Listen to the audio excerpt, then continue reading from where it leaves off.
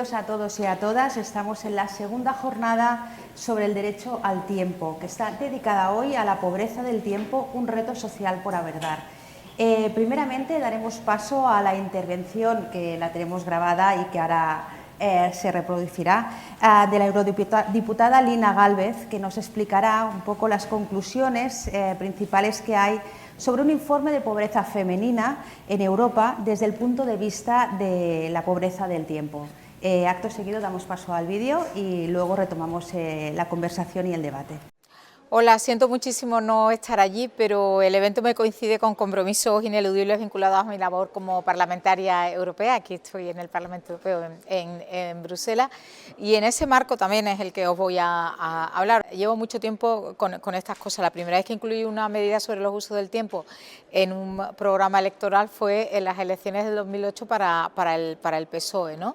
Y también he hecho he intentado siempre meter los temas de uso del tiempo, no solamente en la política, sino también participando en la política de estadística con el Instituto de Estadística de Andalucía, con el INE y también con los foros mundiales de estadísticas de género.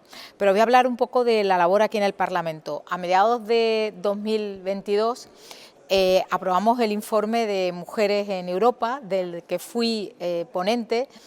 Y desde entonces, bueno, pues hemos tenido otros problemas, como sabéis, una fuerte crisis energética, un fuerte proceso inflacionista, con un aumento de precios en alimentos y energía, que ha supuesto, según Naciones Unidas, la peor crisis del coste de la vida en una generación. Y como cualquier fenómeno económico y como cualquier política que desarrollemos para darle respuesta, todos tienen un impacto desigual en las personas en función de dónde estén y también en función de su género. De hecho, en la Unión Europea hay 20 millones de mujeres más que de hombres viviendo por debajo del índice de pobreza, y las estadísticas son muy claras al respecto. No obstante, también es cierto que debemos reflexionar sobre la forma en la que recopilamos la información y construimos las estadísticas, porque normalmente subestiman la pobreza o determinadas cuestiones del uso del tiempo de las mujeres. Y también debemos considerar la pobreza de manera más amplia, no tan estrecha. Debemos tener en cuenta su multidimensionalidad, y porque si no, no podremos ver el carácter estructural y de perpetuación intergeneracional de la pobreza que afecta a las mujeres y que se transmite a sus hijos e hijas, que pierden capacidades en el sentido de las capabilities del marco desarrollado por Amartya Sen y Martha Nussbaum, y que luego no pueden regularse a lo largo de la vida. En primer lugar, la pobreza es un fenómeno muy complejo, en el que intervienen muchos factores interconectados, también sin expresión monetaria. De nuevo, fue una idea abierta por Amartya Sen, a quien he comentado previamente, y seguida por Sabine Alcayer y James Foster, cuando crearon el índice de pobreza multidimensional. Y también la Estadística Pública Europea ha sido sensible a esa multidimensionalidad, elaborando el Índice de Riesgo de Pobreza y Exclusión Social, conocemos como AROPE, en el que al indicador de ingresos monetarios se añaden el de baja intensidad laboral o el de privación material severa, pero no otros aspectos que están destacando estudios académicos, como el propio de Marga, o algunos que hemos hecho también con Mónica Domínguez, y de organismos internacionales como el Banco Mundial, referidos, por ejemplo, a la pobreza de tiempo, que afecta muy especialmente a las mujeres e interactúa con la pobreza y la privación material, perpetuando ambas en un círculo vicioso. Así, la pobreza de tiempo la podemos definir como la ausencia de tiempo disponible tras descontar el tiempo de trabajo, pagados y no pagados, lo que conocemos como los cuidados, o al estudio, o a cubrir otras necesidades básicas para la vida, como el cuidado personal, y, como he dicho, todo ello interactúa con la pobreza material. Las mujeres suelen llevar a cabo una multiactividad que las lleva a la social depletion, al agotamiento social de sus múltiples roles, sin permitir garantizarse una vida digna.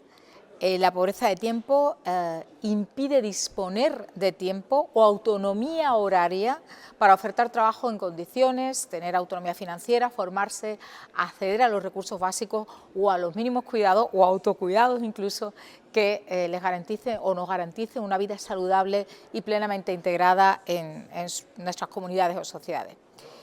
Según la última publicación del EIGE, el Instituto Europeo para la Igualdad de Género de 2023, sobre datos de 2022, en el ámbito del tiempo, uno de los 7 aspectos sobre los cuales se construye el índice de igualdad de género, hay un 34% de mujeres frente al 25% de hombres en la categoría de personas que cuidan y educan a sus hijos, hijas, nietos, nietas, ancianos o personas con discapacidad todos los días, y hay un 63% de mujeres frente al 36% de los hombres en la categoría de personas que cocinan y o realizan tareas domésticas todos los días. En este informe de pobreza, del que yo fui la ponente que he mencionado antes, pedimos expresamente a la Comisión y a los Estados miembros que en la medición de la pobreza se incluyera la pobreza del tiempo con este carácter multidimensional que hablaba antes, y se pide a Eurostat que se coordine con los Estados miembros incluyendo una perspectiva de género en hacer con más frecuencia y mejor pues estas encuestas sobre uso del tiempo. Igualmente pedíamos o poníamos de relieve que para abordar el carácter multidimensional de la pobreza de las mujeres es necesario acabar con las segregaciones, las responsabilidades o los trabajos no remunerados de trabajo doméstico y de cuidados que realizamos principalmente las mujeres, e intensificar la lucha contra los estereotipos, reforzando los servicios asistenciales, el acceso al mismo, su calidad, las medidas de conciliación entre la vida privada y laboral y los regímenes de trabajo que favorezcan la vida familiar, por ejemplo, mediante horarios flexibles o la posibilidad de teletrabajar, y en cualquier caso cambiando la cultura en las empresas y promoviendo un modelo de remuneración más vinculado con lo que se hace, con lo que se consigue, más que con el presentismo. Igualmente, al tratarse de los trabajos de cuidados y el trabajo doméstico no remunerado, de una actividad que históricamente aún hoy realizan las mujeres de manera gratuita y naturalizada, cuando se mercantilizan lo hacen a cambio de bajos salarios y condiciones precarias, porque las cualificaciones que se requieren se han aprendido informalmente y son consideradas como naturales del sexo femenino y por tanto están infravaloradas e infrarretribuidas. Estamos en este círculo vicioso. Así que una mejor distribución de los cuidados tiene que ir también acompañada por prestigiar los empleos vinculados a los cuidados, de forma que podamos avanzar en un mejor reparto de tiempos y trabajos en los ámbitos doméstico y mercantil, que es algo esencial para avanzar en la igualdad de género y combatir los aspectos estructurales de la pobreza femenina vinculados a las desigualdades de género, incluida obviamente la pobreza de tiempo. Y una última mención, también con esto acabo, también en esta legislatura hemos aprobado la estrategia de cuidados, en la que se hace hincapié en la dignidad no solamente de las personas que reciben cuidado, sino también de las que cuidan. Habría estado bien que esta estrategia fuera una estrategia integral que permitiera lo que llamamos la tercera transición hacia una nueva organización social de los cuidados, donde estos no recaigan de forma no remunerada y naturalizada en las mujeres, pero es cierto que se ha concentrado mucho en los cuidados de larga duración como un efecto de lo que ocurrió en la COVID. Las mujeres ya tenemos en muchos casos un cuarto propio, pero la mayoría no tenemos aún un tiempo propio, y para ello es necesario un mejor reparto que pasa ineludiblemente por esa nueva organización social de los cuidados y que los hombres puedan también cuidar de otros, y diría yo hasta de sí mismos, lo cual ayudaría sin duda y tanto, ¿no? Pero no sería suficiente, ¿no? Necesitamos también una nueva organización y medición en el ámbito del empleo, flexibilidad, reducción de jornadas, como decía anteriormente, remuneración por tareas más que por presentismo, también en este ámbito digital, porque, como decía, bueno, pues también hay presentismo en lo digital. Y sin duda una infraestructura de cuidados accesible y universal, una movilidad y ordenación urbana y rural que lo permita. Necesitamos seguir avanzando en otra sociedad más centrada en los cuidados, y eso pasa también por cambios importantes en la economía y en la cultura neoliberal, que es como el corsé que nos permite o no nos permite. Bueno, no me enrollo más, estaría hablando muchísimo tiempo, y un fuerte abrazo, y siento de veras no poder acompañar. Un abrazo. Para esta fase del debate y de la charla sobre la pobreza del tiempo, nos acompañan Margarita Vega Rapun, que es investigadora en el Center for Time Use Research y es autora del estudio un estudio sobre la pobreza energética, del tiempo en España, y Sara Moreno Colom, que es profesora de Sociología de la Universidad Autónoma de Barcelona, investigadora del Centro de Estudios Sociológicos sobre la vida cotidiana y el trabajo.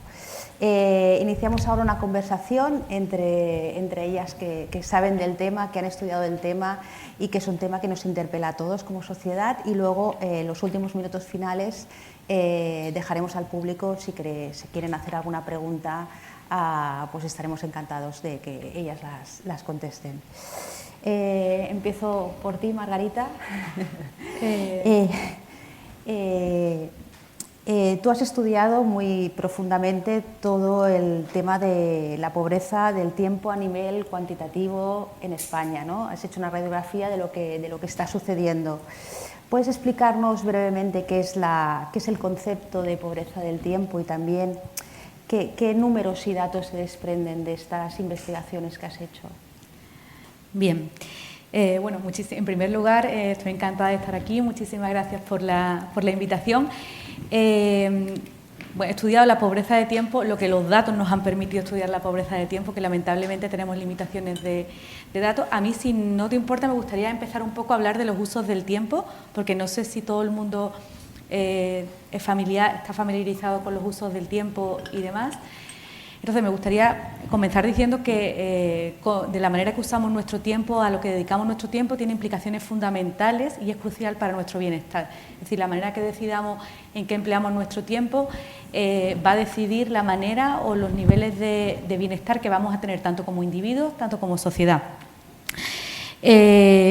¿Y por qué también es muy interesante el estudio del uso del tiempo? Porque los usos del tiempo nos permiten entender diferentes realidades que afectan de diferente manera a hombres y mujeres, y creo que eso es fundamental. Desde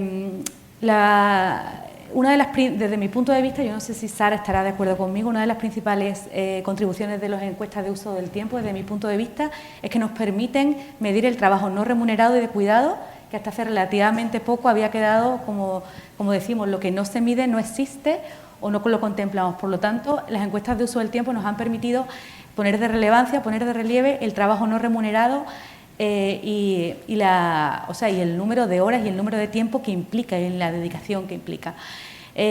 ¿Cómo medimos esto? A través de las encuestas de uso del tiempo. ¿Y qué son las encuestas de uso del tiempo? Las encuestas de uso del tiempo no son nada más que un reflejo y intentamos explicar y entender de manera cuantitativa en qué dedicamos nuestro tiempo. Lo solemos hacer de dos maneras, lo explico muy resumidamente. Podemos preguntar cuánto tiempo ha dedicado usted a cocinar, cuánto tiempo ha estado dedicado al cuidado de sus hijos, cuánto tiempo dedicó al cuidado de los adultos mayores, de la persona dependiente en su casa, o lo podemos hacer de otra manera, que es a través de los diarios de uso del tiempo, que básicamente lo que hacemos es rellenamos dentro de un diario, en intervalos a veces de 10 minutos, de media hora, qué está realizando usted. O sea, de 8 a 8 y media estoy desayunando y estoy al mismo tiempo cuidando de mi hijo. Nos permite medir la actividad primaria, la actividad secundaria, con quién estamos, dónde estamos, y en encuestas recientes de uso del tiempo también nos permite saber si estamos usando algún aparato tecnológico o alguna, y además también nos permite saber el nivel de satisfacción que nos genera cada actividad. Por lo tanto, nos ofrece una información valiosísima, o sea, sabemos lo que hacemos a lo largo del día, tanto actividad primaria como actividad secundaria. Y esta fuente de información es lo que nos permite hacer nos permite medir la pobreza de tiempo.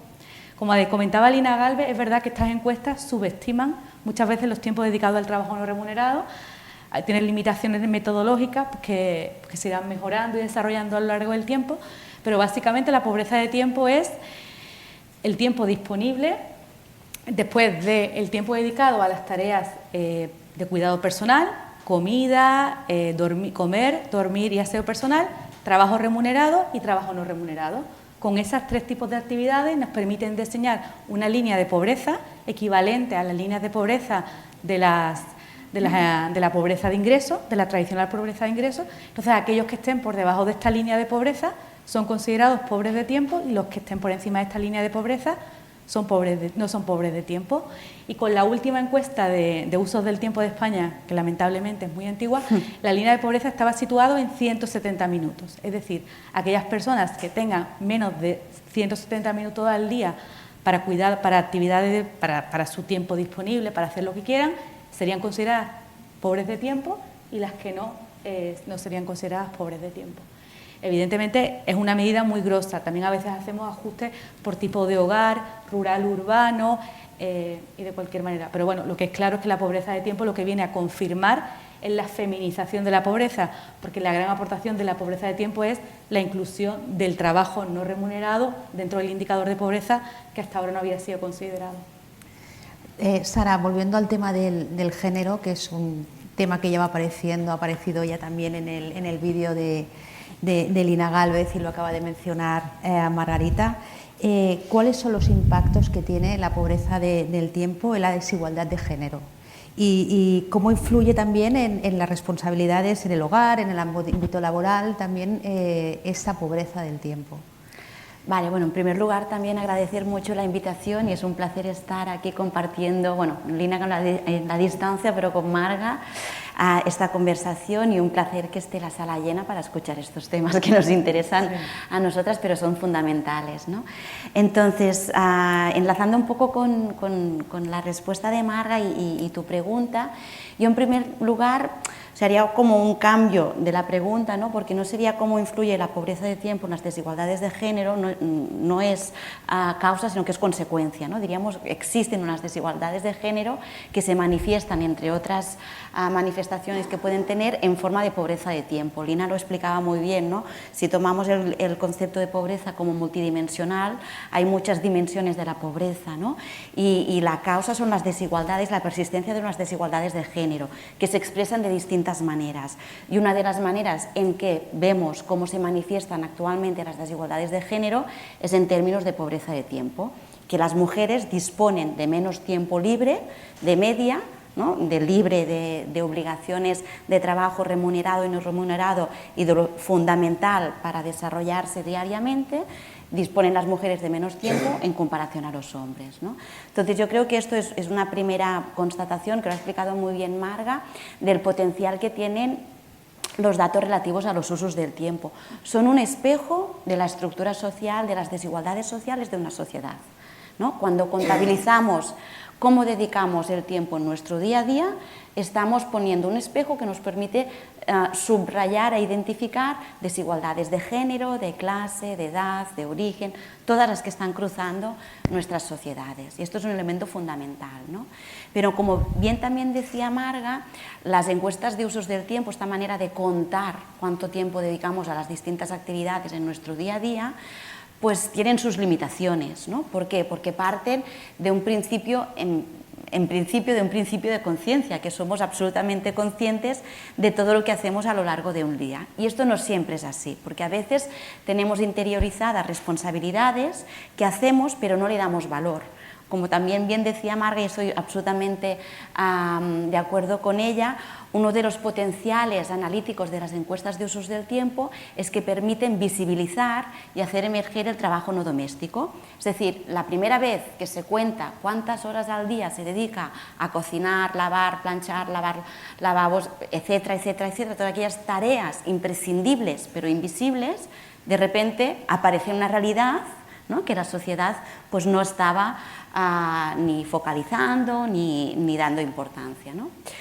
Ahora bien, como decía, ¿no? Hay limitaciones en estas encuestas de usos del tiempo. Yo creo que esto nos permite profundizar un poco en cómo se manifiesta la pobreza de tiempo en las mujeres. Para mí hay dos conceptos que son fundamentales.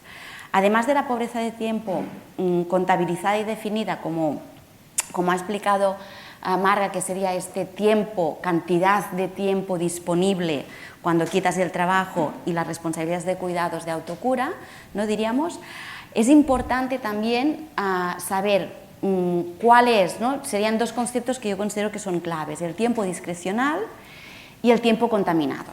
¿Qué quiere decir? El primero es, yo puedo disponer de tiempo libre, pero no puedo tener capacidad de decidir sobre este tiempo libre. Si yo asumo muchas responsabilidades, por ejemplo, con el cuidado de mis hijos, de mis hijas, pero también de los mayores de mi familia. En mi tiempo libre, quizás yo acabo decidiendo ir a visitar a mi madre, que aquí apareció el tiempo contaminado. Es mi tiempo libre que he decidido ir a visitar a mi madre, no tenía la obligación, pero yo me siento con la responsabilidad de ir a ver a mi madre, utilizo mi tiempo libre para irla a ver y en realidad mi tiempo libre está contaminado de trabajo de cuidados, porque estoy haciendo un trabajo de cuidados pues, con unas relaciones afectivas, haciendo compañía o lo que sea.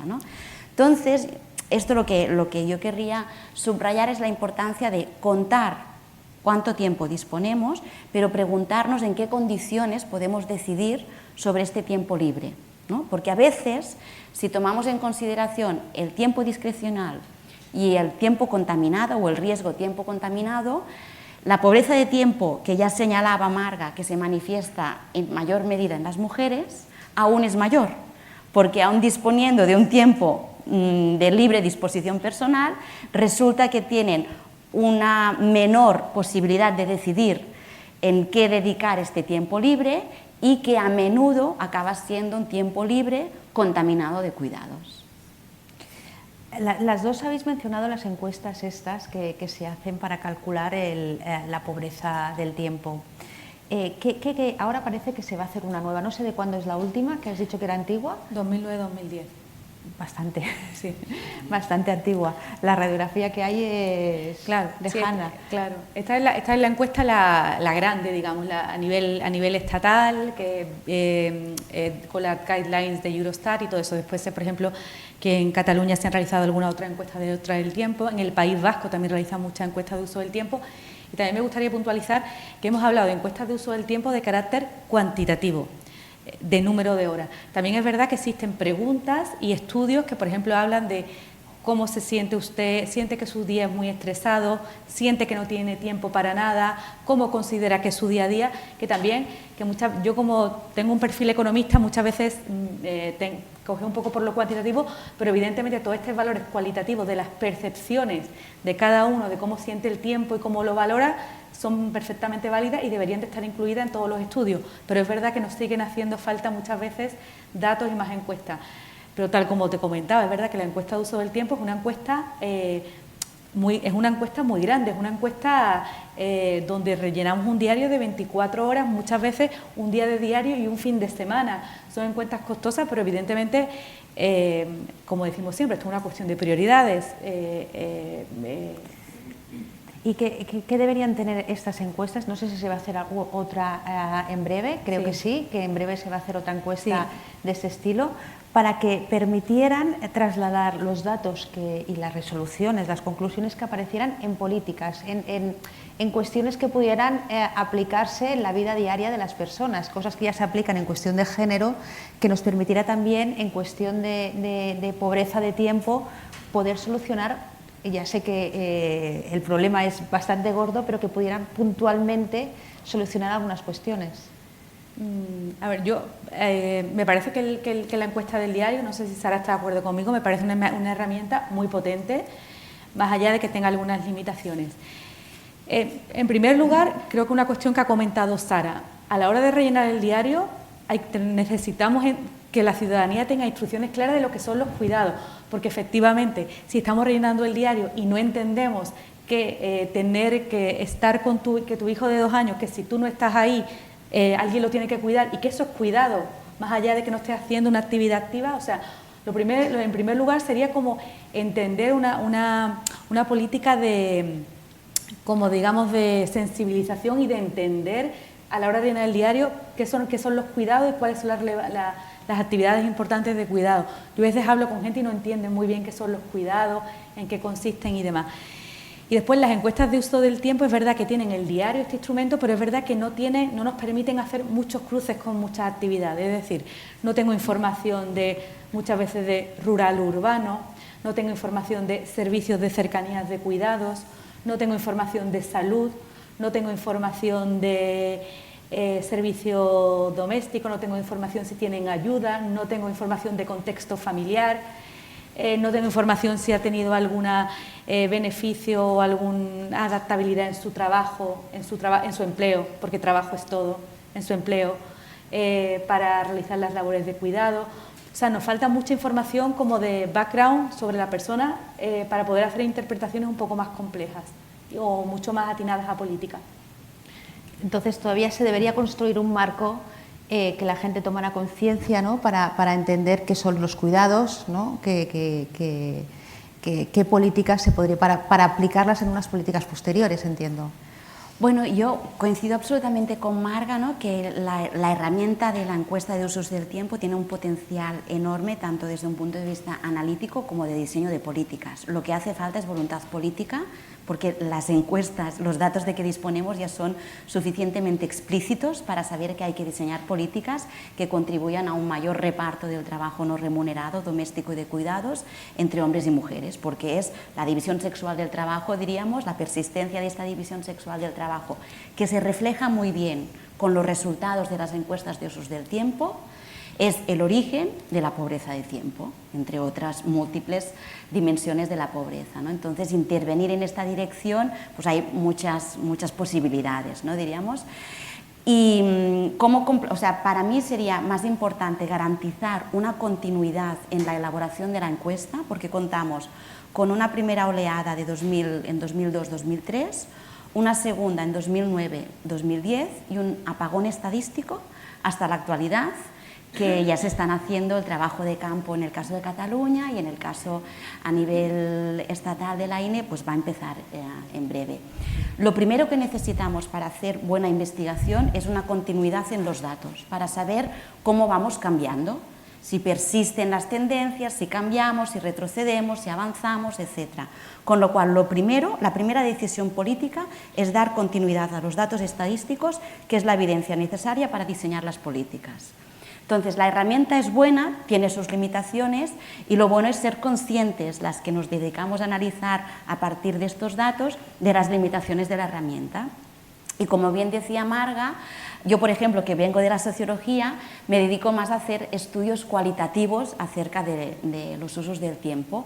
La lógica es muy simple, tan importante es saber cuánto tiempo dedicamos a una actividad, como el valor y significado que damos a aquella actividad. Voy a poner un ejemplo para que se entienda, en términos de pobreza de tiempo, ¿no?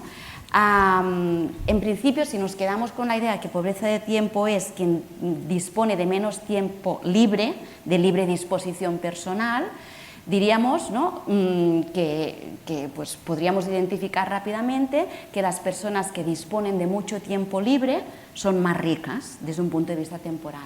Pero esto no siempre es así, porque en determinados ambientes y colectivos no disponer de tiempo es un símbolo de prestigio, de estatus, porque eres súper importante, estás muy ocupado, te solicitan mucho, y en otros colectivos, por ejemplo, un parado de larga duración o una mujer parada de larga duración, lo que quiere es no disponer de tiempo libre, lo que quiere es trabajar, porque el trabajo remunerado son ingresos que mejoran sus condiciones materiales de vida.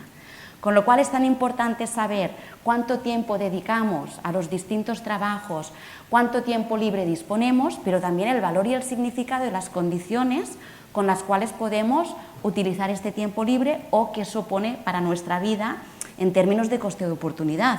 Yo, si estoy en paro de larga duración, tengo mucho tiempo libre y esto me perjudica en mi bienestar, ¿no? Entonces, combinar lo cualitativo con lo cuantitativo es fundamental para hacer un buen diseño de política pública, para saber dónde están las grandes brechas de género, de clase, etcétera, pero también cómo hacer actuaciones, ¿no?, que consideren, ¿no?, las situaciones de cada uno de los colectivos en función de esta lógica de significados de los tiempos y un poco enlazando con lo que decía antes, ¿no?, de tiempo discrecional, qué capacidad tengo yo para decidir, ¿no?, cómo dedico mi tiempo. El concepto de tiempo discrecional, por ejemplo, también nos permite discernir, ¿no?, la persona que dice que no tiene nada de tiempo, pero porque decide dedicarlo mucho al trabajo remunerado, porque le da una identidad y un prestigio social, a diferencia de la que no puede decidir si puede dedicar tiempo al trabajo remunerado o no, porque simplemente no tiene empleo. ¿Qué consecuencias puede tener para una persona? Ya sé que es a lo mejor una pregunta que consideráis que es muy obvia, ser pobre de tiempo. Bueno, yo creo que en consecuencias muchas. O sea, en primer lugar, si pensamos en pobreza de tiempo así como en términos muy generales, podemos pensar pobreza de tiempo que va asociado a niveles de estrés, de sentir que no llegas, que no tienes tiempo para nada, por lo tanto, consecuencias sobre tu salud y sobre tu bienestar en general. Después, si nos ponemos un poco más específicos, o sea, una persona que tiene pobreza de tiempo, por ejemplo, si está dentro del mercado laboral, pues probablemente no tenga tiempo para realizar cursos de formación, para mejorar su educación y participar en procesos de formación o de promoción dentro de su trabajo. Pues probablemente tampoco pueda participar de esas horas adicionales que muchas veces se requieren para mejorar en tu trabajo o que se esperan de tu trabajo para poder promocionar y todo este tipo de cosas, pero básicamente también relacionadas con mejorar, con poder educarte un poco más o hacer un curso que te interese. Después, en términos de participación política, en términos de participación social, en términos de salud, de poder hacer ejercicio, de poder dedicarte a prepararte una comida saludable y participar. O sea, básicamente, pobreza de tiempo en algunos sentidos es como que yo lo veo como un poco como no participar de una plena ciudadanía, de que tus niveles de bienestar están reducidos y no puedes participar de todas las oportunidades o de todos los derechos a los que estarían disponibles, porque básicamente no tienes tiempo. Entonces, yo creo que los ámbitos son múltiples, probablemente me faltan muchísimos, no sé, Sara. No, pero absolutamente de acuerdo. Creo que un elemento fundamental es el coste de oportunidad, ¿no? Cuando dedicas mucho tiempo al trabajo remunerado y no remunerado, tienes menos tiempo para dedicarte a la participación política o social, con lo cual tienes menos espacios para poner de manifiesto tus demandas, tus necesidades, y aquí empieza, ¿no?, un círculo vicioso donde hay determinados colectivos que son los más pobres de tiempo que se quedan invisibilizados socialmente en los espacios de toma de decisiones, de poner propuestas encima de la mesa, de reivindicar determinados derechos o nuevos derechos. Entonces se va como invisibilizando más estas situaciones, ¿no? La pobreza de tiempo es un apagón absoluto desde un punto de vista social en este sentido. Ahora el Gobierno tiene sobre la mesa, parece, la Ley de Usos del Tiempo. ¿Qué tiene que aportar esta ley? ¿Qué es lo que tiene que aportar? Es todo un reto, porque estamos abordando una cuestión que es un reto ingente, porque es un cambio de paradigma para todos, para un nuevo modelo de vida de los ciudadanos, pero ¿qué es lo que debería aportar? ¿Qué políticas debería, si es que supongo que se está redactando, se están trabajando sobre algunas ideas? Yo en principio, tal como decía Sara, la base como para empezar es que necesitamos datos, o sea, no podemos diseñar, evaluar y tener políticas si no tenemos datos, estamos andando a ciegas y tanteando, o sea, principal, datos. Después creo que hay, no sé si estás de acuerdo conmigo, Sara, pero creo que hay que fomentar el estudio de los usos del tiempo. Me parece que hemos tenido pocas encuestas de uso del tiempo, totalmente de acuerdo, pero es que además esas encuestas de uso del tiempo no las hemos explotado lo suficiente como para ponerlo como prioridad. Y después, desde mi punto de vista, creo que cuando hacemos la ley de usos del tiempo hay que hacer un poco un cambio de paradigma, o sea, nos tenemos que mover un poco a colocar un poco los cuidados y el trabajo no remunerado como parte del sistema de la sostenibilidad de la vida. Como no tengamos en vista esta realidad, yo creo que cualquier política van a seguir terminando siendo parches como han sido en la actualidad. Yo creo que la ley de usos del tiempo tiene que ir de la mano con un reconocimiento de que los cuidados y el trabajo no remunerado es fundamental para el bienestar y el sostenimiento de la vida. Y no necesitamos una política de cuidado, necesitamos que la política de cuidado atraviese de manera transversal todas las políticas. Yo creo que, no sé, Sara, ¿qué tú opinas por ahí? Sí, no, enlazando con esto, uno de los elementos fundamentales de la Ley de Usos del Tiempo es la reducción de la jornada laboral, ¿no? Para dar más espacio a aquellos trabajos no remunerados y históricamente invisibilizados en las sociedades. y particularmente en nuestra sociedad, lo importante es pues, aquello que ha ocupado la centralidad social, ¿no? Y el reconocimiento social y económico, pues que tenga menos espacio, reducción de jornada laboral, que además tiene múltiples beneficios asociados, ¿no? Como por ejemplo un poco recuperando aquel viejo lema, ¿no? De trabajar menos para trabajar, para repartir el trabajo también, ¿no? En términos remunerados, ¿no? Entonces hay un elemento central que es esta reducción de la jornada laboral. Pero eso no puede ser una trampa también. Bueno, y aquí va, ¿no? Igual que el teletrabajo, el mundo está lleno de trampas en términos de tiempo, porque depende cómo lo mires, ¿no? Yo creo que lo importante es preguntarnos ¿para qué queremos reducir la jornada laboral? ¿Para quién y cómo? ¿No? Entonces, el para qué, claro, ahora que está el tema, ¿no? Un poco a debate social y porque está muy de actualidad, ¿no? Pues aquí todo el mundo se lo mira cómo me va a beneficiar a mí, ¿no? Desde el punto de vista de los empresarios, si voy a aumentar la productividad o si voy a disminuir la productividad, desde el punto de vista de los sindicatos, si van a mejorar o no las condiciones laborales de los trabajadores. Entonces, claro, desde el punto de vista de una política que quiere una nueva organización social de los tiempos, reducir la jornada laboral es precisamente para dar espacio a aquellas facetas imprescindibles de la vida de las personas, que son los cuidados y el trabajo no remunerado. Con esto no hay personas preparadas para trabajar remuneradamente, ¿no? Entonces, si detrás de la reducción de la jornada laboral buscamos sociedades más equitativas, más igualitarias, entonces tenemos que pensar cómo debe efectuarse esta reducción de la jornada laboral. Y no vale cualquier manera, ¿no? Porque tú puedes, o sea, no es una solución mecánica. Yo no, para garantizar una reducción, una jornada laboral de 35 horas a la semana, no tengo la certidumbre de que la población va a hacer más trabajo doméstico y de cuidados. No hay inspecciones en casa para saber qué va a hacer la gente. Y tenemos algunas intuiciones basadas en evidencia empírica, que quien ya hacía trabajo doméstico va a hacer más trabajo doméstico y quien no lo hacía no lo va a hacer. Entonces aquí tenemos que activar otros mecanismos, porque reducir la jornada laboral no es una solución mecánica para que exista una mejor redistribución del trabajo doméstico y de cuidados entre hombres y mujeres, ¿no? Entonces aquí es cuando debemos acompañar esta política de otras medidas, ¿no? Pensar, yo siempre digo lo mismo, las políticas de usos del tiempo no tienen que basarse única y exclusivamente en los horarios o en una dimensión cuantitativa del tiempo, ¿no? Ver cómo distribuimos este tiempo y activar un cambio cultural es absolutamente imprescindible.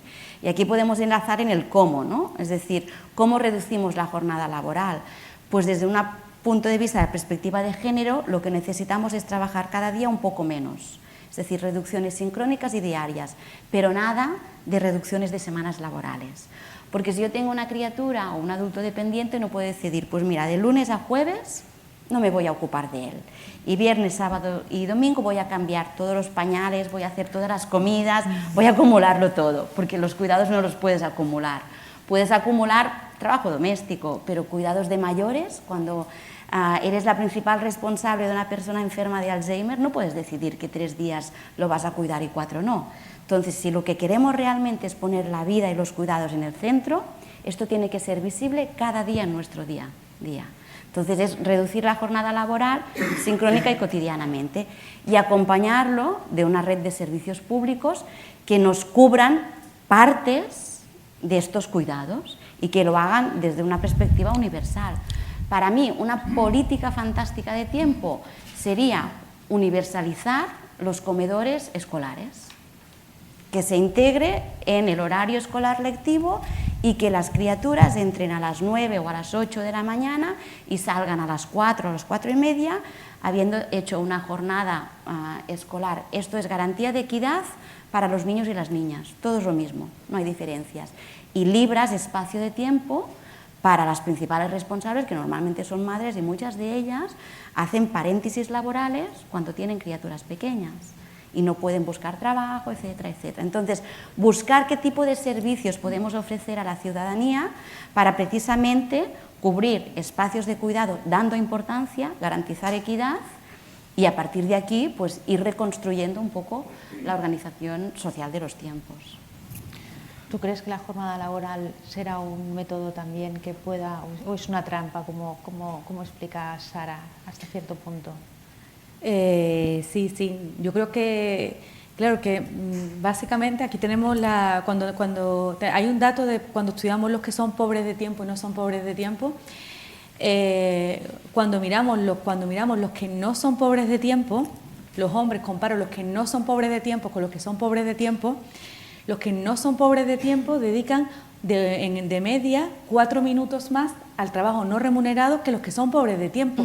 Entonces, me da igual que no estén incorporados en el mercado laboral porque igualmente no están incorporándose, no están realizando trabajo no remunerado. O sea, es como que, claro, eso te da así como un golpe de realidad y tú dices, claro, esto es como... Solo 4 puntos de diferencia. Solo 4 minutos de media, 4 minutos entre un hombre que no es pobre de tiempo con un hombre que no es pobre de tiempo. Entonces, la disponibilidad, tal como comentaba Sara, no es la solución, porque la disponibilidad se puede asimilar como trabajo, como tiempo disponible, y las mujeres pueden seguir asumiendo los tiempos de cuidado.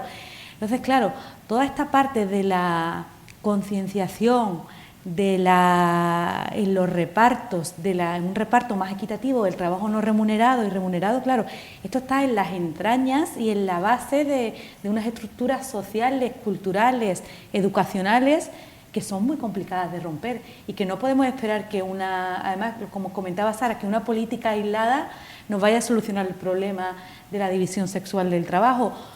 Esto pues probablemente ni sea inmediato, probablemente se aparezcan críticas y aparezcan incentivos, porque como quien dice, ¿no?, al final buscan la trampa, ¿no?, pero probablemente tengan que ser políticas que vayan acompañadas con otro tipo de políticas y que también les demos un poco más y que van a requerir tiempo, o sea, van a requerir años de aplicación para que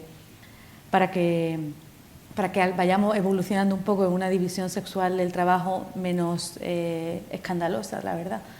Pero evidentemente creo que hay que intentar hilar muy fino e intentar que todo este tipo de políticas generen los efectos perniciosos o los efectos no deseados de la mejor manera posible, pero el reto es muy complejo. El reto es de modelo cultural. En las encuestas que tenéis, no sé si hay en los históricos que habéis hablado, ¿hay alguna evolución que sea positiva? Es decir, para la brecha que existe entre hombres y mujeres, ¿no?, para ver que hay un camino de esperanza, de que las cosas van avanzando. Dar un mensaje de esperanza. Sí, las cosas van mejorando, sí. O sea, básicamente también creo que no lo hemos matizado, pero también creo que estamos hablando sobre todo cuando estamos hablando de uso del tiempo, estamos hablando de Europa, Estados Unidos, países desarrollados, que son los que disponemos de datos. Esto es la realidad. Hay encuestas en Guinea, en otros países de África, donde la realidad es totalmente diferente y mucho más compleja. Pero sí, las encuestas de uso del tiempo, tenemos encuestas de uso del tiempo de largo plazo de muchos países, y lo que nos dice que efectivamente lo que ha pasado, o sea, la pobreza de tiempo ha salido más a la luz en los países desarrollados. ¿Por qué? Porque lo que ha pasado es que ha habido una incorporación de las mujeres en el mercado de trabajo, ha incrementado el trabajo remunerado, pero de la manera que se han incorporado las mujeres en el trabajo no remunerado no ha sido en la misma escala en los que los hombres se han incorporado al trabajo no remunerado. Por eso ha explotado, o sea, lo que hablamos de la crisis de los cuidados y de la crisis del sistema. Claro, ahí es donde ha reventado. Antes las mujeres se dedicaban en exclusiva al trabajo no remunerado, que también era un trabajo de 24 horas, sin descanso, pobres de tiempo total. Pero claro, efectivamente sí, hay una evolución de que los hombres se van dedicando cada vez más tiempo a trabajo no remunerado, evidentemente ni en el ritmo ni en la cantidad deseada. También hay otro estudio que hemos realizado en Inglaterra durante el periodo de la pandemia, que tenemos datos de prepandemia y pospandemia. Entonces, durante el tiempo de la pandemia es verdad que sobre todo en el tema de cuidados de menores hubo una mayor implicación de los padres, de los hombres, en el cuidado de los niños y de las niñas. Y parte de ese aumento en el tiempo parece ser que se sigue manteniendo después de no es la misma cantidad, pero sí que ha habido un pequeño quiebre, que es una lectura positiva un poco. Enlazando un poco, porque yo precisamente antes de que hicieras la pregunta quería, ¿no?, decir, bueno, que vamos avanzando bien, lentamente pero bien, ¿no? Y las encuestas, como bien explicaba Marga, la tendencia o sea, el problema surge, ¿no? E implosiona en el momento en que hay esta masiva incorporación de mujeres, especialmente de clase media, en el mercado de trabajo, ¿no? Y que tienen más capacidad de poner de manifiesto que hay un problema, ¿no? Y que ellas tienen un problema en términos de tiempo y es la doble presencia o esta carga total de trabajo mayor, ¿no? Pero la tendencia es que se va reduciendo la brecha en el trabajo doméstico de género, es decir, cuando comparábamos, ¿no?, el tiempo que las mujeres dedican diariamente a las tareas domésticas con lo que dedican los hombres. Esta brecha, esta diferencia se reduce, pero básicamente porque las mujeres le dedican menos tiempo, ¿vale? No porque los hombres le dedican más tiempo. Y eso se explica porque hemos reducido la cantidad de tiempo que dedicamos a las tareas domésticas. En las casas cocinamos menos, porque compramos, pues, guisamos menos, compramos cosas medio preparadas, etcétera. Planchamos menos, ya nos compramos ropa para no... Las generaciones jóvenes no tienen ni plancha. Es decir, los estándares de limpieza también disminuyen, ¿no? Diríamos, las casas no es que estén menos limpias, quizás bueno, aquí entraríamos en otro debate que daría pie a otra jornada, ¿no? Pero baja el volumen de trabajo doméstico y las mujeres dedican menos, entonces nos crea este falso efecto estadístico que se reduce la brecha y realmente es porque las mujeres hacen menos. Donde sí que realmente hay una mayor dedicación de los hombres es, como bien decía Marga, con el trabajo de cuidados de niños y niñas. Es decir, los hombres están básicamente entrando con lo más amable de todo, que son la paternidad, diríamos, que ya está bien, ya está bien, sí. Porque la paternidad puede arrastrar a hacer tareas domésticas. Y quizá el hecho de ampliar las bajas paternales esto, ha tenido, que es lo que decías tú, de políticas transversales, ¿no? Que hablabais de políticas transversales. Pero es fundamental que el permiso los permisos iguales e intransferibles por nacimiento y adopción funcionan, y hay mucha evidencia, cuando no coinciden en el tiempo, ¿vale? Cuando si lo toma el padre, la madre está trabajando, y eso también lo vimos en pandemia con el teletrabajo. Los hombres que más comportamientos igualitarios tuvieron durante la pandemia eran aquellos que teletrabajaban cuando su pareja hacía trabajo presencial, cuando se quedaban solos en casa, y si tenían hijos pequeños, estos se pusieron las pilas porque no había más, o sea, es decir, tenían que hacer, pero esto nos pone de manifiesto la importancia de que los permisos, por ejemplo, de paternidad sean incompatibles en el mismo momento, porque hay la activación del clic de esto, aquí hay requerimientos para tirar la casa adelante, para cuidar de las criaturas o de los adultos, cuando estás solo. Es cuando realmente haces este clic que empieza a activar el cambio cultural. Por la práctica te puede activar el cambio cultural, porque te das cuenta de la cantidad de tareas que hay dentro de una casa. Entonces empiezas a valorar, a visibilizar, a reconocer, y a partir de tu práctica cotidiana activas el cambio cultural. ¿Y hay países que estén mejor que nosotros? Y peor, supongo, ¿no? ¿O existe un ranking o algún país que esté en una situación, en la conciliación de lo que es la vida familiar, laboral, en el tema del uso del tiempo, en mejor situación que España? Sí. Sí,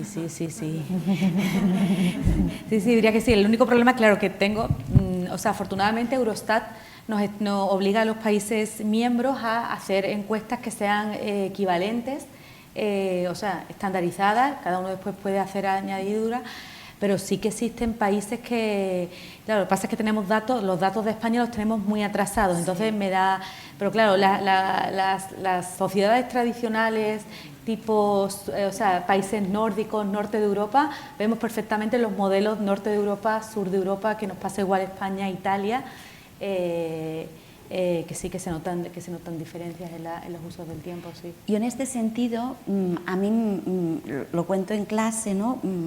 Antes Lina ha hecho mención al índice de EIGE, que es el Instituto Europeo de Estudios de Género, y calcula un índice que básicamente pone distintas dimensiones, ¿vale? Y te da para cada país te da una numeración de 0 a 100, ¿vale? Diríamos, 0 es absoluta desigualdad y 100 es absoluta igualdad en términos de género, y hay distintas dimensiones, hay temas de poder económico, laboral, salud, poder político, educación, usos del tiempo, y están intentando introducir interseccionalidad y violencia. Entonces, los países que están mejor en este índice, que son los nórdicos, que están 80, podéis consultarlo, la verdad es que es muy gráfico y está muy bien. Tenemos Suecia, los casos de los países nórdicos, etc. Si analizas los datos relativos a la dimensión de usos del tiempo, son los que están mejor, ¿vale? Y los países que están peor en el índice es donde están peor en usos del tiempo. Es un elemento clave porque al final es un reflejo, lo decíamos al principio, de las otras desigualdades, ¿no? Entonces, yo creo que esto también nos da una pista, ¿no?, de cómo podemos mejorar. Daremos paso ahora a las preguntas del público. Si alguien quiere preguntar algo a alguna de nuestras invitadas, tiene alguna duda, quiere hacer alguna consulta. ¿No se anima nadie? Aquí hay una pregunta. Les pediría brevedad porque para preguntar. Bueno, mi pregunta iba dirigida a las dos. Cuando habláis de la pobreza del tiempo, a la hora de analizarla, ¿veis también los impactos que quizá tiene sobre la salud, sobre todo de aquellas personas que se dedican a las curas? A las curas. Los cuidados. A los cuidados.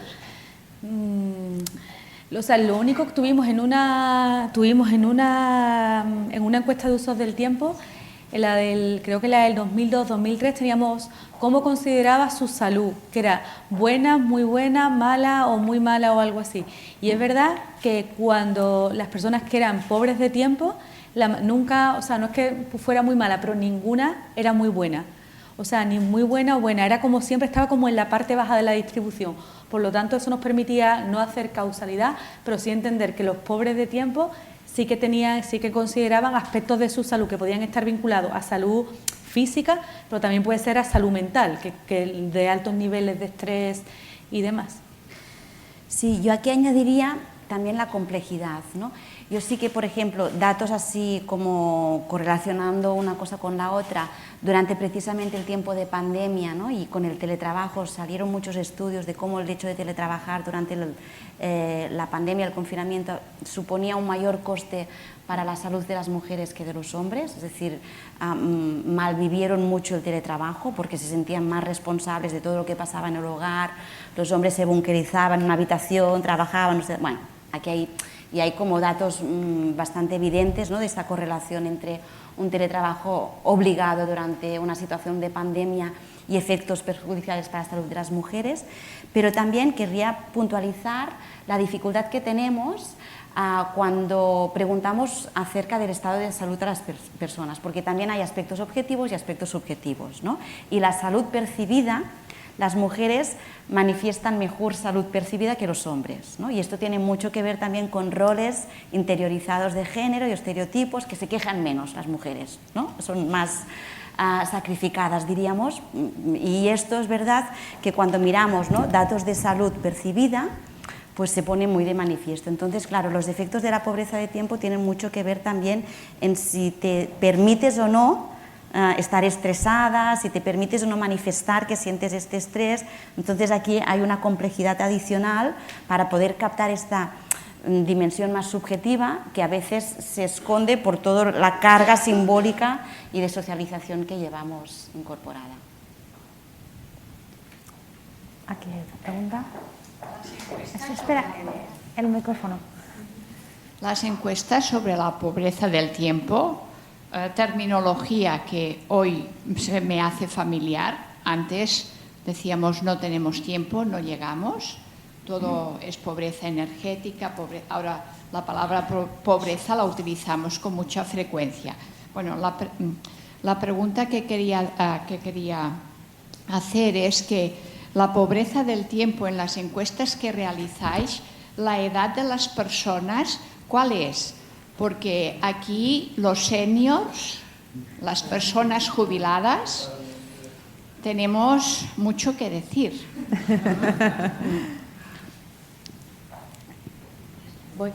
Las encuestas de uso del tiempo, las que totalmente, en primer lugar, muy pertinente su pregunta, deberíamos de haber comentado este tema cuando hemos expuesto esto. Las encuestas de uso del tiempo, las tradicionales que estamos hablando desde Eurostat con la de trabajo, son desde los 10 años hasta los 99 años, o sea, tenemos datos de uso del tiempo desde los 10 años hasta los 90 años. Los resultados de los que yo he hablado hoy en esta presentación, básicamente me refiero a las personas en edad de trabajar, o sea, básicamente de los 16 a 64 años, porque hablamos de la importancia de la carga de trabajo total, trabajo remunerado y trabajo no remunerado. Pero sí que en algunos de los estudios he intentado poner de relevancia la parte primera del grupo etario, o sea, de los 10 a los 16 y las personas mayores, porque ponía de relevancia dos temas en aquellos mayores de 65 años. Por un lado, tan pernicioso puede ser no tener tiempo, ser pobre de tiempo, como tener demasiado tiempo, cosa que me parece muy interesante y muy importante estudiar cuáles son las implicaciones no de la pobreza de tiempo, sino de tener demasiado tiempo disponible. Y por otra parte, otra de las cosas que sí me ha interesado mucho estudiar es las responsabilidades de cuidado que en los últimos años están asumiendo los abuelos y abuelas con sus nietos, que pueden llegar a generar momentos de estrés y de pobreza de tiempo y de tensión sobre el tiempo, cosa que me parece que también sería muy interesante estudiar, porque tendrá implicaciones sobre igual que el otro grupo etario, sobre el bienestar y demás. Pero es verdad que a mí lo que me aparecía, sobre todo en el grupo superior de los estudios que he realizado de mayores de 64 años, yo pensaba que me iba a salir los abuelos sobrecargados de trabajo en los datos, pero me apareciera más de mayor tiempo disponible, de mucho tiempo disponible para realizar tareas. Lo que pasa es que muchas veces, que claro, es demasiado tiempo disponible. Pero es verdad que yo creo que esas encuestas, había una poca representatividad, o sea, la muestra en los mayores de 64 años era menor, y creo que había un problema como el que Sara comentaba anteriormente. Yo creo que un abuelo o una abuela o un tío o una tía vaya a recoger al nieto al colegio o le preparen la comida, no sé si tiene conciencia de que esos son cuidados. O quedarse toda la tarde con su nieto y no lo ve como, no, si he estado toda la tarde con mi nieto, estupendo, no sé qué, no, es que esos son cuidados, eso es trabajo, porque si no está esa persona, no está. Entonces, creo que probablemente haya habido ahí un problema metodológico en ese sentido al estudiarlo, pero yo es algo que sí que tengo muy presente y que me gustaría seguir estudiando y que creo que es muy, muy interesante. Sara. Nada, yo creo que ha respondido súper bien, Marga. Me ha encantado esa pregunta.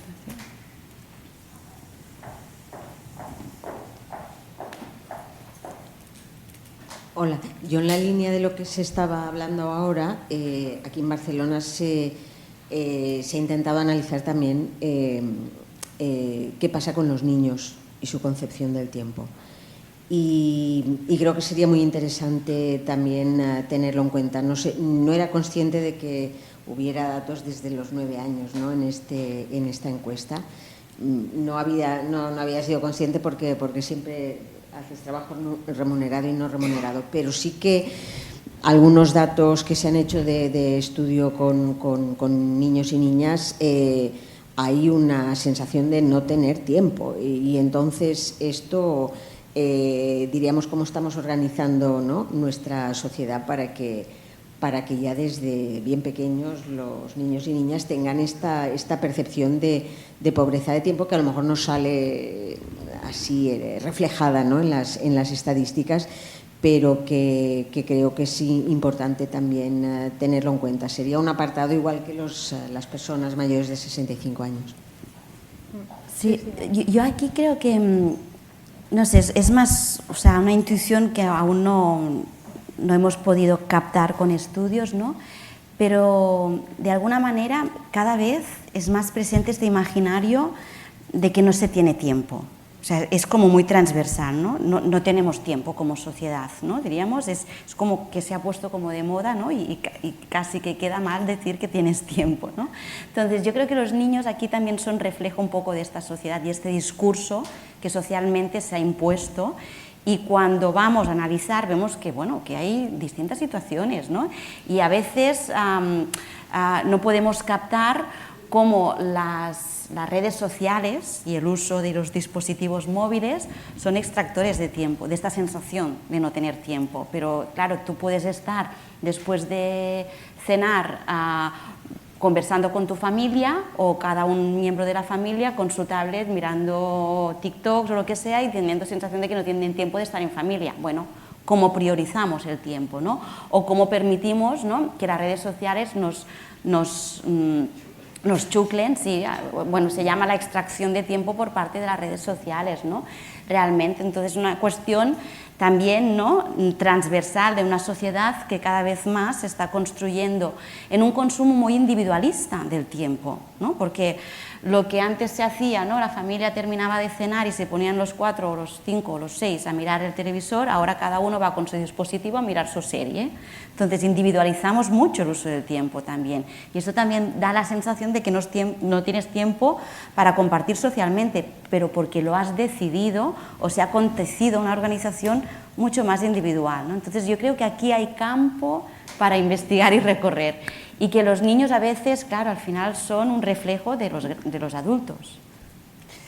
Bueno, solamente porque miré un poquito el tiempo de los niños, y es verdad que una cosa fundamental que creo que hay que tener muy presente es que ya en las edades tempranas de los 10 años se veía una división sexual del trabajo, es decir, veíamos que las niñas dedicaban más tiempo al trabajo no remunerado que los niños. O sea, las niñas ayudaban a cocinar, ayudaban a comprar, no sé qué. Entonces esto no deja de ser una réplica de que luego se va socializando. O sea, a mí me preocupó cuando vi ya la división sexual del trabajo a esas edades. Y es verdad que lo que usted comenta es interesante en relación a la pobreza de tiempo de los niños, pero claro, también tenemos que hilar muy fino en cuanto decimos, tiene fútbol, ballet, no sé cuánto, no sé qué. ¿Hasta qué punto él es una cosa decidida que quiere hacer y que está disfrutando, o es que sus padres le han puesto de actividades hasta aquí porque tiene que hacer inglés, ballet, no sé qué? Entonces, es verdad que ahí tenemos que ir hilando muy fino, ir dilucidando, porque es fundamental, sí, de que los niños no acaben locos después. Sí, efectivamente. Bueno, muchas gracias a las dos por participar y ser tan didácticas y explicarnos también algo que sufrimos todos, que sufrimos como sociedad. Y ahora damos por concluida, habla primero Marta para acabar con la jornada de hoy, el debate. Marta Junqué. Bueno, pues primero de todo, muchísimas gracias, porque escucharos, de verdad, que he tomado la libreta plena de notas y ha valido mucho la pena, así que muchas gracias. Muchas gracias al público por estar aquí. Hemos hecho 2 sesiones en este ciclo y en las 2 las entradas estaban agotadas, o sea que muestra el interés de hablar de derecho al tiempo, de hablar de pobreza del tiempo y de poner este malestar horario en la agenda. Muchísimas gracias entonces a todos por vuestro tiempo. Gràcies a l'Observatori Social per decidir, no?, emprendre amb valentia aquest tema i entomar-lo. I jo molt breument, com a coordinadora de la Time Use Initiative, que és l'altra associació que organitza això conjuntament amb l'Observatori Social, volíem reflectir les 3 grans conclusions que ens emportem d'aquests 2 debats, no?, del d'avui i del de l'anterior dia. Per un cantó, queda clar que tenim un problema social, i crec que la paraula aquí, social, té molt de sentit amb el temps. No és un problema individual de com ens organitzem cada una de nosaltres, és un problema social. I aquí, avui parlàveu de pobresa de temps i parlàveu dels impactes que té, no? Espanya, Catalunya, Espanya, som el primer país amb consum de pastilles per poder dormir, per poder-nos descansar del món. Això té a veure amb aquesta pobresa del temps, de no arribar, de no tinc temps, no? El 60% de les baixes laborals són per estrès laboral. És de nou un altre indicador de que aquesta pobresa del temps ens acaba afectant, i ja no només afecta a la igualtat entre homes i dones, sinó que acaba afectant també a la salut social del país, a la salut pública i a l'eficiència de les nostres empreses. Per tot això, creiem que ara estem en un moment clau per transformar aquesta pobresa de temps, que per sort tenim dades, dèieu fa anys que les estem recopilant, ara torna a estar aquest tema a l'agenda més que mai, i passar de tenir pobresa de temps a tenir un dret al temps, dret a tenir temps propi, dret a tenir autonomia, la Sara en parlava abans, de tenir autonomia del temps. Aquí la Sílvia parlava que cal aquest canvi de paradigma. Creiem que estan coincidint 3 elements que ens poden ajudar en aquest moment clau. Per un cantó hi ha un malestar horari generalitzat, uns per massa temps, uns per massa poc, però l'organització del temps actual genera un malestar horari. 2, Políticament és un tema que s'està posant a l'agenda des de diferents nivells, parlaves de Barcelona, des de Catalunya, des d'Espanya. El debat de la reducció horària i de la llei dels usos del temps torna a posar aquest debat com un dels temes principals de discussió i, per altra banda, ho comentàveu abans, venen les enquestes del temps que ens donaran moltes dades per fer noves polítiques públiques i per avaluar les polítiques que estem fent. I per acabar sí que dir-vos que, i és el tercer missatge, hem vist que això ha generat molt d'interès. Si aquest tema us continua interessant, continuarem treballant amb l'Observatori Social, però també cada any, al mes d'octubre, es troba que a Catalunya es realitza la trobada mundial sobre polítiques del temps. Això es fa el mes d'octubre, es diu Time Use Week, està traduïda en català, castellà i anglès, i venen ponents també d'arreu del món a parlar de quines bones pràctiques s'estan fent. Així que, sense més, us convidem a totes i tots a continuar amb aquest interès sobre els usos del temps. Moltes gràcies a totes.